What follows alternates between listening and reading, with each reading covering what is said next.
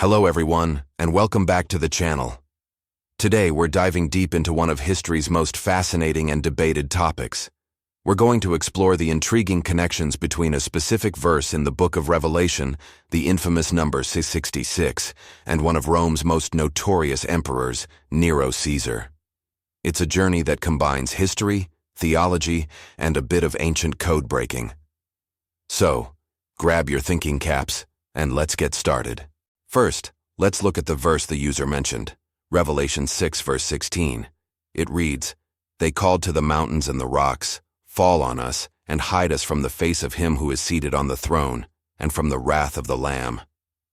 This powerful imagery depicts people in utter terror, seeking to be hidden from divine judgment. It's a scene of desperation, where people would rather be crushed by mountains than face what is coming. This sets a tone of immense fear, and the desire for an escape from an overwhelming, inescapable presence. The context here is the opening of the sixth seal, a moment of cataclysmic events on earth that foreshadow the final judgment. Keep this theme of terror and a desire to hide from a powerful, wrathful figure in mind, as it becomes very relevant when we talk about Nero. Now, let's pivot to the most famous number in the world, 666. This number appears later in Revelation, in chapter 13. Verse 18. It says, "This calls for wisdom. Let the one who has understanding calculate the number of the beast, for it is the number of a man, and his number is 666. For centuries, this verse has sparked endless speculation. Who is this beast? Who is the man behind the number? The text itself invites us to calculate, suggesting it's a puzzle to be solved. And this is where our historical detective work truly begins. To solve this puzzle, we need to understand a practice called Gematria, or isopsephy. In ancient cultures, including Hebrew and Greek, letters also had numerical values. It was common to encode a name by summing up the numerical values of its letters. Think of it as an ancient form of cryptography. So, when the text says to calculate the number of a man, it's likely pointing the original audience toward this practice. They would have immediately understood that they needed to find a name whose letters added up to 66666. This brings us to our third key figure, Nero Caesar, the fifth emperor of Rome, who reigned from 54 to 68 AD. To put it mildly, Nero has a terrible reputation in history. He was known for his extravagance, his tyranny, and most importantly for our discussion, his brutal persecution of the early Christians. After the Great Fire of Rome in 64 AD, the historian Tacitus tells us that Nero, to deflect rumors that he started the fire himself, blamed the Christians. He initiated the first major state-sponsored persecution, where Christians were subjected to horrific punishments. They were used as human torches to light his gardens, for instance.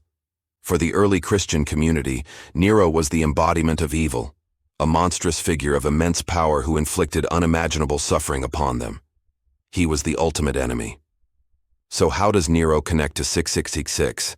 This is the brilliant part. If you take the name Nero Caesar and transliterate it into Hebrew letters, you get Neron Caesar or NRVN KSR. In Hebrew, every letter has a corresponding number.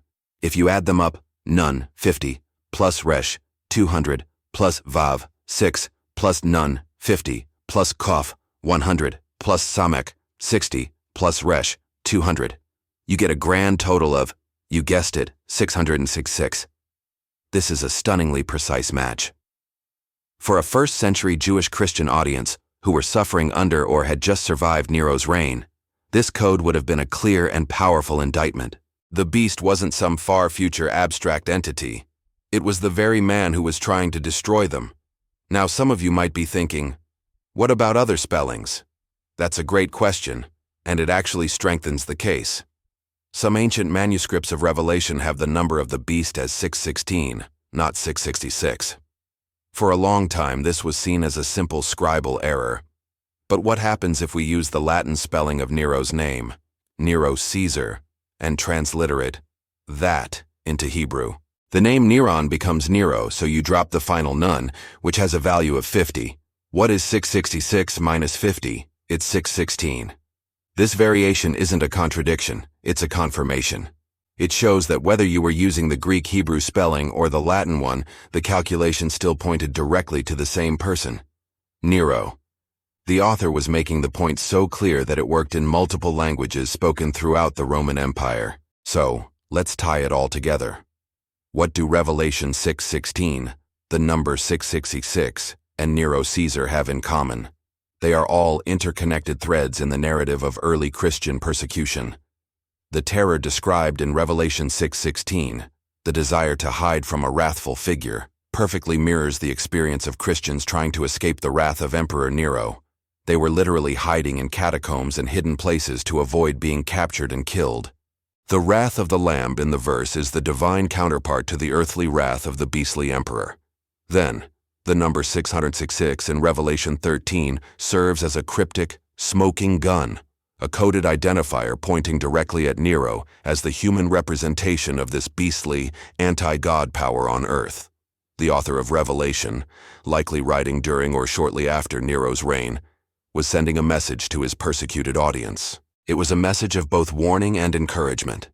The warning was to identify the source of their suffering, the Roman imperial cult embodied by Nero. The encouragement was that despite this beast's immense power, his time was numbered, and God's ultimate justice would prevail. The book wasn't just about predicting a distant future. It was about giving hope and resilience to people in their present crisis. It told them, "We see the evil you are facing. We are naming it, and we are assuring you that it will not win in the end." This historical interpretation, known as the preterist view, doesn't necessarily mean the prophecy has no future meaning for some people, but it grounds the text firmly in its original historical context. It shows us that Revelation wasn't just abstract fantasy. It was a deeply relevant and powerful response to real-world events and real-world suffering. The connection between Nero, the persecution he unleashed, and the coded messages in Revelation is a powerful example of how history and scripture can illuminate one another. It transforms the mark of the beast from a spooky superstition into a symbol of political and religious resistance against tyranny. So the common thread is a story of oppression and hope. Revelation 6:16 captures the feeling of living under that oppression, while the number 666 names the oppressor, Nero Caesar, as the beastly figurehead of a corrupt and violent empire. It's a reminder that these ancient texts were written by real people, for real people, facing very real dangers. I hope this exploration has given you a new perspective on these famous passages. It's a testament to the depth and complexity of the Bible, and how understanding its historical setting can unlock new layers of meaning. What do you think? Does this historical explanation make sense to you? Let me know your thoughts in the comments below. I love reading your perspectives and engaging in a thoughtful discussion. Thank you so much for joining me on this deep dive today. If you found this video interesting and learned something new, please give it a thumbs up. It really helps the channel grow.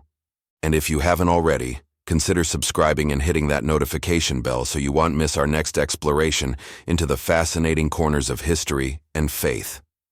Until next time, stay curious.